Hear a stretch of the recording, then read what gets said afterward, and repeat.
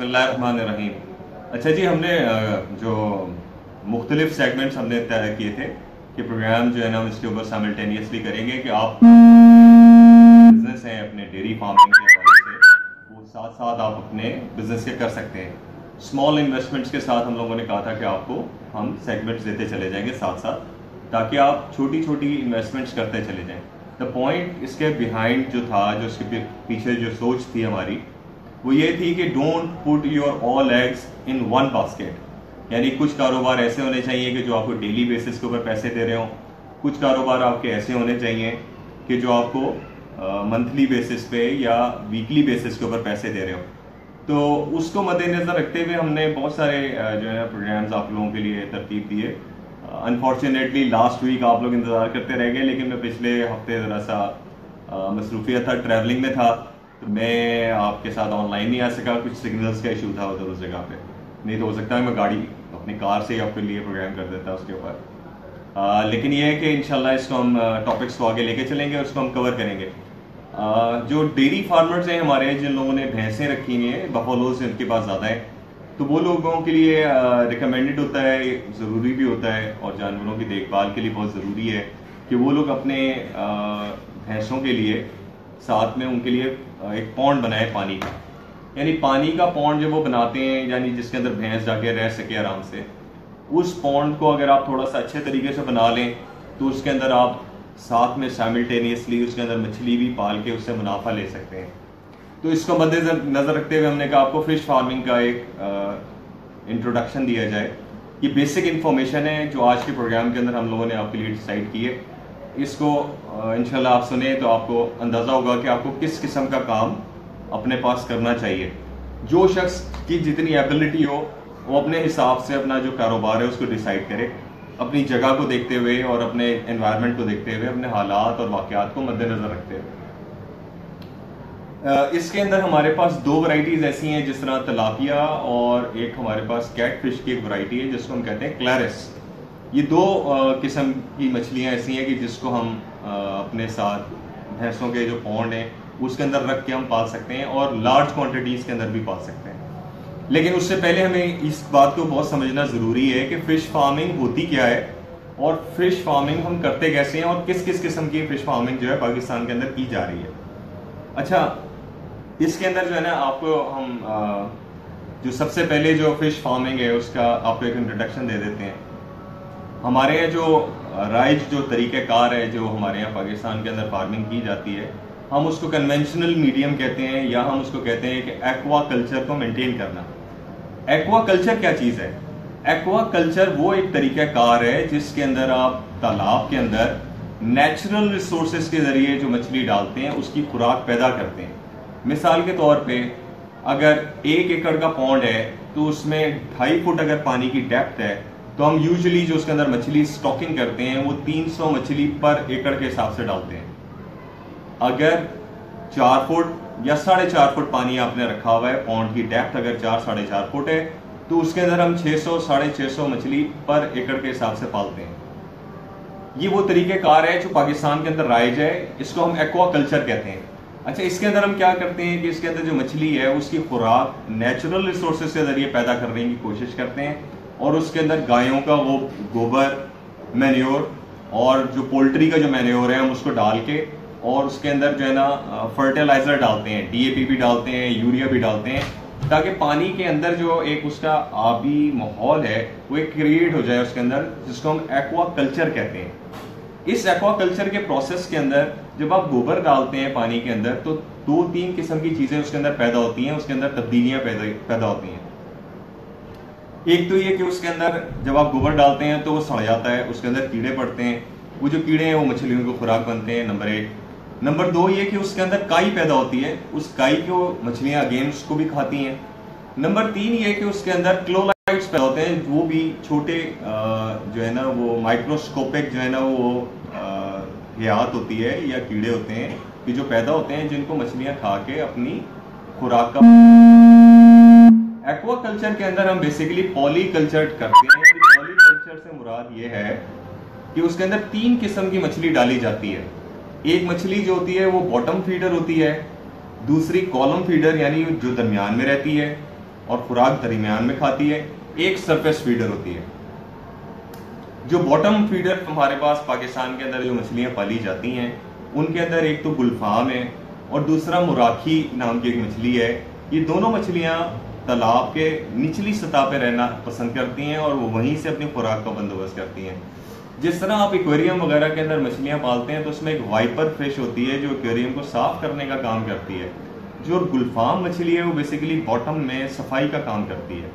अगर बॉटम के अंदर वो सफाई का काम ना करे तो उसके अंदर जो फुजला पैदा होता है या उसके नीचे जो वेस्ट जो मछलियों का जा रहा है, अगर वो वेस्ट नीचे जमा हो जाएगा तो उसके अंदर अमोनिया गैसेस पैदा हो जाती हैं जिसको वो डिसॉल्व करने का काम करती है। ये मछली बहुत इंपॉर्टेंट है। ये फास्ट ग्रोइंग फिश है और बहुत जल्दी अपने आप को बढ़ाती है, वजन बहुत जल्दी करती है और बहुत जल्दी तैयार होती है। ये तो बॉटम फीडर हो गई। जो कॉलम फीडर मछली कहलाती है वो होती है हमारी रहू मछली। रहू मछली बेसिकली हमारी प्राइम फिश है जो हमारे यहाँ बहुत ज़्यादा पसंद की जाती है। पंजाब के अंदर तो बहुत ज़्यादा स्वीट वाटर फिश के अंदर ये रहू मशहूर है और इसको बहुत लोग पसंद करते हैं। तो ये कॉलम फीडर है। अच्छा, कॉलम फीडर जो फिश है उसके लिए भी हम एक खुराक का बंदोबस्त करते हैं, लेकिन उसकी खुराक के लिए हम एक खास किस्म की मछली है जिसे हम कहते हैं ग्रास कार्प। ग्रास कार्प मछली जो है वो चारा खाती है, जिस तरह बकरियां चारा खाती है ना जी, बिल्कुल इसी तरह इसको। अच्छा जी, माजरत थोड़ा सा नेटवर्क स्लो है हमारा, लेकिन ये कि हम कोशिश करेंगे कि हम इस प्रोग्राम को कंप्लीट करें। अच्छा, जो रहू मछली है उसके लिए हम एक खास किस्म की अच्छा ग्रास कार्प को जो आप फीड डालते हैं वो बेसिकली चारा डालते हैं, यानी उसके अंदर आप जंतर और बरसीन जो है ना वो एक लकड़ी का एक फ्रेम बनाते हैं, यानी चकोर, यानी सीधे सीधे बांस लगाते हैं, फिर आड़े वर्टिकल बांस लगाते हैं और उनके जो जॉइंट्स होते हैं उसको तारों से बांध देते हैं। तो एक फ्लोटिंग जो है ना एक वो जगह बन जाती है पॉन्ड के अंदर। तो उसके ऊपर आप लाके अपनी बरसीन डालते हैं और अपना जंतर लाके उसके ऊपर डालते हैं, तो मछलियाँ नीचे से जाती हैं और उसको खाना शुरू कर देती हैं। ये जो मछलियाँ घास खा रही हैं, ये मछलियाँ जब अपना फुजला या वेस्ट निकालती हैं तो उससे जो क्लोराइड्स पैदा होते हैं वो रहू मछली की खुराक होते हैं। तो इसलिए हम थोड़ी सी क्वांटिटी इसके अंदर जो है ना ग्रास कार्प की भी डालते हैं। बहुत ज़रूरी है ये उसके लिए, रहू की खुराक पैदा करने के लिए। ये तो हो गई जी रहू की आपकी डिटेल्स। अच्छा, अब आ जाएं जो सरफेस फीडर है। सरफेस फीडर के अंदर हमारे पास दो किस्म की मछलियाँ अवेलेबल हैं जो पाकिस्तान के अंदर हम लोग पालते हैं और हमारे यहाँ कॉमन कार्प कहलाती है। इसके अंदर जो है एक सिल्वर होती है और दूसरी थैला मछली होती है। अच्छा, सिल्वर मछली जो होती है ये भी बहुत फास्ट ग्रोइंग फिश है और ये बहुत जल्दी अपना साइज इंक्रीज करती है और बहुत लंबी हो जाती है, यानी थोड़े ही अरसे के अंदर वो बहुत लंबी हो जाती है। 3 से 4 माह के अंदर बहुत बड़ी बड़ी मछली हो जाती है, 2.5-3 फुट के दाने हो जाते हैं और बहुत अच्छा वेट गेन करते हैं। लेकिन इसके अंदर मसला ये होता है कि ये जब बहुत ज़्यादा बड़ी हो जाती है तो ये जो मछली है ये रहू की जो स्पेस होती है दरमियान की उसको डिस्टर्ब करती है। इसलिए हम कहते हैं कि थैला is more recommended than the silver fish. तो ये आपका एक निज़ाम है जिसको हम एक्वा कल्चर कहते हैं। एक्वा कल्चर के अंदर हम ये पॉली कल्चर करते हैं, यानी 3 किस्म की मछली पालने को हम पॉली कल्चर कहते हैं। तो ये हम इस तरह से पालते हैं। इसके अंदर जो मछली पाली जाती है ये तकरीबन 12 से 14 माह के अंदर तैयार हो जाती है, यानी ये 2-2, 2.5 किलो के दाने हो जाते हैं अगर आपने स्मॉल क्वांटिटी इस तरह से डाली हुई। ये तो हो गया हमारा एक्वा कल्चर। अच्छा, जो दूसरा जो तरीक़ेकार है हम उसको कहते हैं एक्सटेंसिव फिश फार्मिंग। अच्छा, एक्सटेंसिव फिश फार्मिंग इस बिल्कुल इसी तरह ही होती है, उसके अंदर भी पॉलीकल्चर होता है, लेकिन उसके अंदर हम मछली की क्वांटिटी को बढ़ा देते हैं। यानी मछली की क्वांटिटी हम 1500 मछली से लेके 2000 मछलियां तक हम एक्सटेंसिव फिश फार्मिंग के अंदर पालते हैं। इसका जो टाइम ड्यूरेशन है ये 7 महीने का हो जाता है। इसके अंदर अब इसको एक्स्ट्रा फीड ऊपर से भी खिलाते हैं। एक्वा कल्चर तो हम मेंटेन करते हैं, लेकिन साथ साथ हम उसको ऊपर से भी उसको थोड़ी सी फीडिंग कराते हैं। तो उसके अंदर क्या होता है कि आपकी जो मछली का टाइम है, जो 14 महीने में मछली ने तैयार होना होता है, वो 7 महीने में तैयार हो जाती है और आप थोड़ी सी फीड खिला के उसको बहुत अच्छे तरीके से पाल लेते हैं। इसके अंदर भी मछली का वेट बहुत अच्छा गेन होता है और 2.5 किलो के 3-3 किलो के दाने आपके 7 माह के अंदर अल्लाह के हुक्म से तैयार हो जाते हैं। ये तो हो गए अब 2 सेगमेंट्स। आपका एक्वा कल्चर आपको समझ में आ गया कि क्या है और एक्सटेंसिव फिश फार्मिंग क्या चीज़ है। अब आ जाए इंटेंसिव फिश फार्मिंग क्या तरीकाकार है।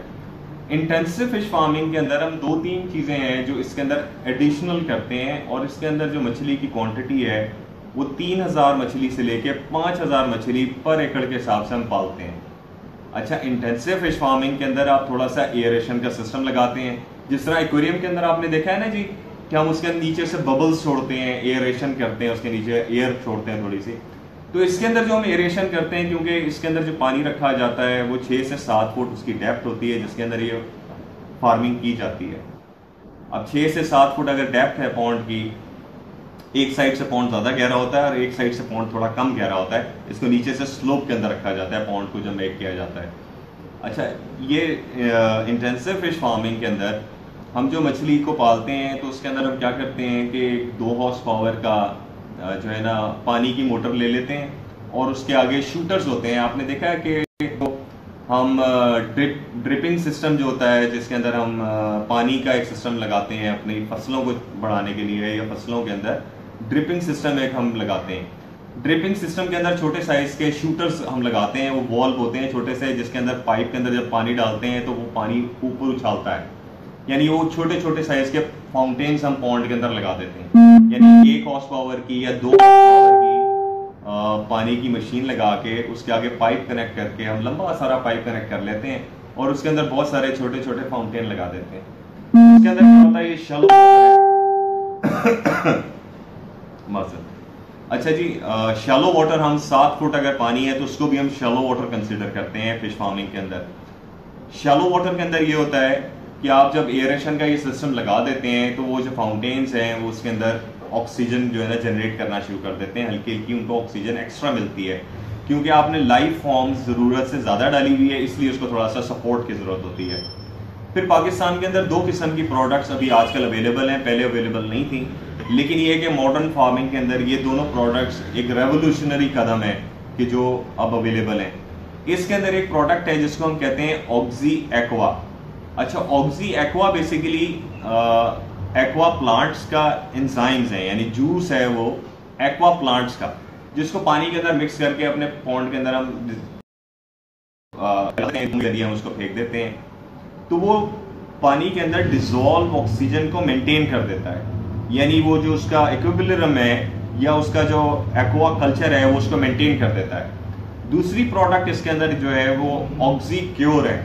ऑक्सी क्योर क्या काम करता है कि जो मछलियां फुजला नीचे जो उनका गंद पैदा हो रहा है और उसके अंदर से जो एमोनिया गैस पैदा हो रही है वो उसको नीचे जो स्लज है उसको वो डिसॉल्व कर देता है और उसको एमोनिया गैस को बनने नहीं देता। तो ये साइमल्टेनियसली इसके अंदर यूटिलाइज करते हैं। यानी हम इसके अंदर एयरेशन का सिस्टम भी लगाते हैं, इसको ऊपर से फीड भी खिलाते हैं और साथ में ऑक्सी एक्वा और ऑक्सी क्योर को हम यूज करके अपने जो मछलियां हैं उनको बहुत अच्छे तरीके से नशोनुमा देते हैं और बहुत जल्दी हम उसके अंदर से फ्लॉक तैयार कर लेते हैं। अब आ जाए चौथी किस्म की फिश फार्मिंग जो पाकिस्तान के अंदर अभी बहुत कम जगह पे इस वक्त अवेलेबल है और बहुत कम लोग इसके ऊपर काम कर रहे हैं, लेकिन जरूरत है कि इसके ऊपर काम किया जाए।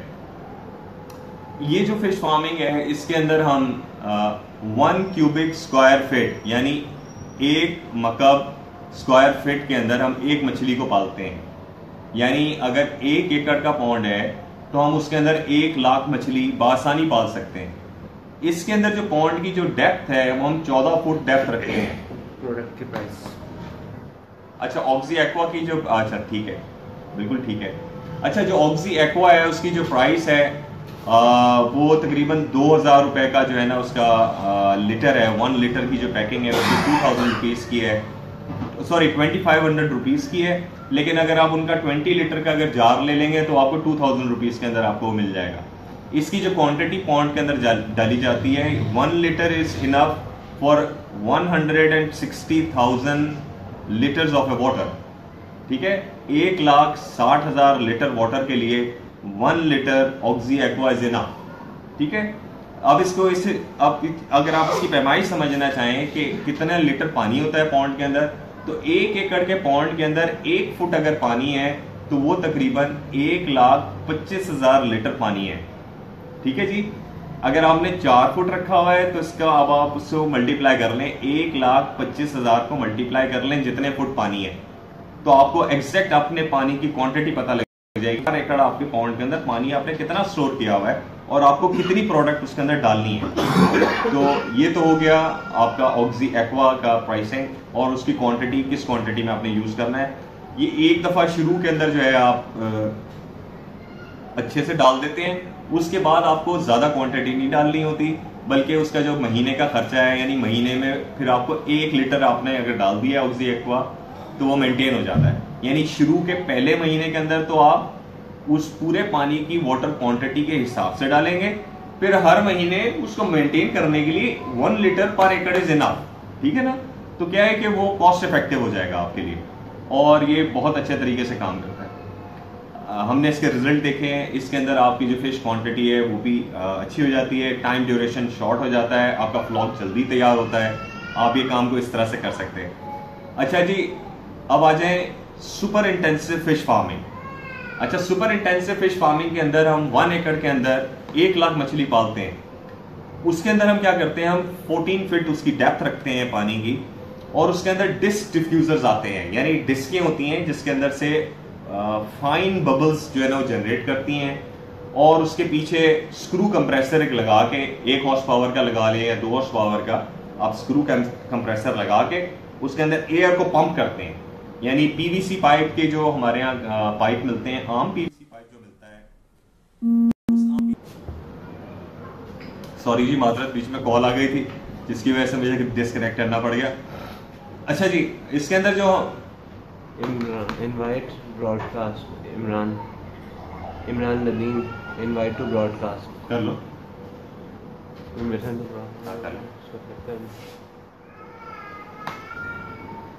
आगे चले, दिस इज इवन बेटर। एक सेकेंड, अगर मैं I can hear him.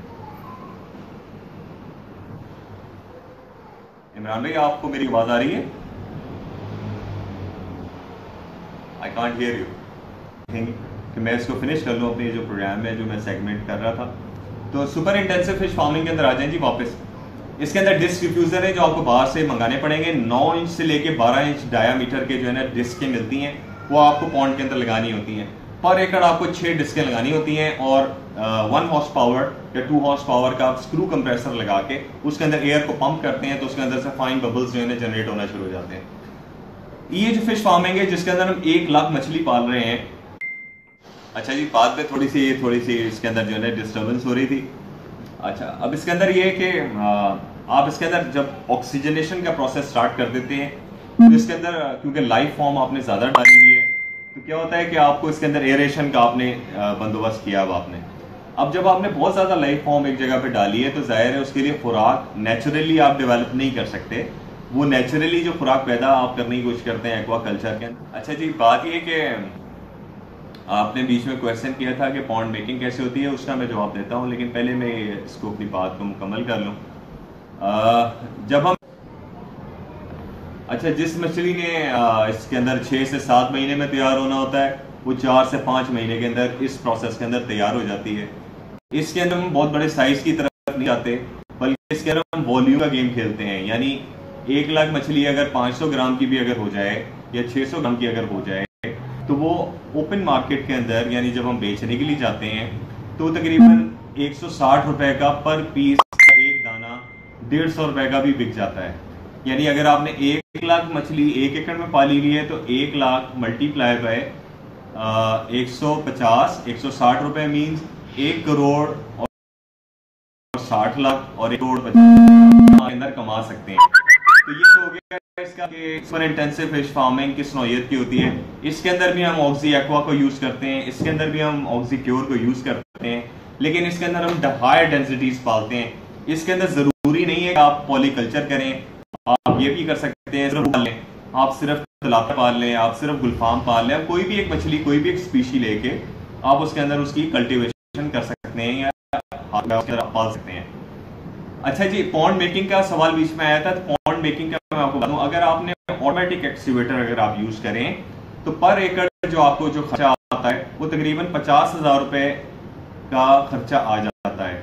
Automatic excavator use करना बहुत ज्यादा इंपॉर्टेंट है। अगर सादा एक्सीवेटर यूज करेंगे तो वो बहुत सस्ता मिल जाता है, यानी वो 700-800 रुपए से लेके 1200 रुपए तक का तो आपको सादा वाला एक्सीवेटर मिल जाता है। लेकिन वो काम बहुत ज़्यादा स्लो करता है और उसके अंदर आपका जो है ना टाइम ज़्यादा लगता है और आपकी चीज़ जो है ना आपको बहुत महंगी पड़ती है। इसलिए ज़रूरी है, इसके अंदर बहुत इंपॉर्टेंट ये बात है कि अगर पॉन्ड मेकिंग करने के लिए अगर आप जा रहे हैं तो आप ऑटोमेटिक एक्सकेवेटर लगाएं। वो 2000 रुपये घंटा मिलेगा या आपको 1800 रुपये घंटा मिलेगा, इससे कम में अवेलेबल नहीं है। हमारे यहाँ पे सिंध के अंदर तो हम अक्सर पॉन्ड खुदवाते रहते हैं, तो हमारे यहाँ तो 1800 रुपये से लेके 2000 रुपये उसका किराया होता है, लेकिन ये बहुत जल्दी खोद देता है। यानी ये तकरीबन जो है ना 30 आवर्स की जॉब है, 15 घंटे एक दिन चलता है, तो 2 दिन के अंदर ये पॉन्ड खोद के साइड में फारिग हो जाता है। यानी 30 आवर्स के अंदर आपका 1 एकड़ जो है ना कंप्लीट कर देता है। तो कोई भी अगर पॉन्ड खुदवाना चाहे तो उसके लिए ये बात बहुत इंपॉर्टेंट है कि वो ऑटोमेटिक एक्सकेवेटर को जो है ना इट्स रिकमेंडेड कि आप ऑटोमेटिक ही चलाएं, सादे की तरफ ना जाएं, वो फिर उसके अंदर आपके साथ ज्यादती हो जाएगी, वो लोग टाइम ज़्यादा लगाएंगे। ठेके वाला सिस्टम भी ना करें, कोशिश करें कि अपने सामने खड़े होकर जो है ना पॉन्ड को खुदवा लें। तो बहुत ज़्यादा टाइम नहीं लगता, 2 दिन लगते हैं। तो आप ये अब जो हजरात मुझसे जो हमने अभी तक फार्मिंग बताई है, इसके ऊपर अगर कोई क्वेश्चन मुझसे करना चाहें तो काइंडली मुझसे कर लें, क्योंकि अब हम इस प्रोग्राम, क्योंकि हमने सोचा ये था कि 25 to 30 मिनट्स का हम प्रोग्राम करेंगे, तो हमारे जो 25 to 30 मिनट्स हैं वो पूरे हो चुके हैं। अच्छा, अगला जो प्रोग्राम है वो हम आपको बताएंगे कि तिलापिया की फिश फार्मिंग कैसे की जाती है, और उसके बाद जो अगला प्रोग्राम होगा उससे नेक्स्ट वीक हम आपको बताएंगे कि क्लैरिस की फिश फार्मिंग कैसे की जाती है। जो तिलापिया है वो 10,000 मछली पर एकड़ पाली जाती है, और जो क्लैरिस है वो 30,000 फिश पर एकड़ पाली जाती है, और ये दोनों मछलियों की डिफरेंट इसकी जो है ना अफजाइश का तरीक़ाकार है। तो इंशाल्लाह उसके ऊपर जो हमने पूरे प्रोग्राम्स इसके ऊपर करेंगे इंशाल्लाह, क्लैरिस के ऊपर भी लोगों के बहुत सारे क्वेश्चंस। अच्छा, फीड के ऊपर मैं आपको थोड़ा सा बता दूं कि जो मछली को जो खुराक खिलाई जाती है, अगर तो आपने एक्वाकल्चर किया हुआ है, अगर मछली पाल रहे हैं तो उसके अंदर तो आपने खुराक नहीं डालनी, उसके अंदर आपने काम चला लेना। लेकिन जो फीड अगर आप बनाना चाहते हैं तो 10 किलो फीड अगर आपने बनानी है फॉर एग्जांपल, तो उसमें 6 किलो आप राइस पॉलिश डालते हैं, 2 किलो उसके अंदर आप मुर्गी की, पोल्ट्री की लेयर्स वाली फीड आप उसके अंदर डालते हैं, उसका रिजल्ट बहुत अच्छा है। और उसके बाद 2 किलो उसके अंदर सरसों की खल डालते हैं। तो ये जब आप 10 किलो फीड आप बनाते हैं तो इसका जो 40 केजी का जो कट्टा आपको घर में पड़ता है वो 1200 रुपए का आपको मन पड़ जाता है ये फीड जो है। लेकिन ये जो 1200 रुपए मन की जो मैं फीड आपको बता रहा हूँ, अगर आप रेडीमेड फीड अगर अवेलेबल है, वैसे तो मार्केट के अंदर पैलेट्स बने हुए आपको मिल जाएंगे। रेडीमेड फीड के अंदर मसला ये होता है कि रेडीमेड फीड आपको 2500 रुपए से लेके 4000 रुपए का आपको जो है ना बैग मिलेगा। तो जाहिर है it is not cost effective, और उसके अंदर जो है ना आपको इतना फ़ायदेमंद नहीं है। कोशिश करें कि अपनी फीड खुद बनाएं।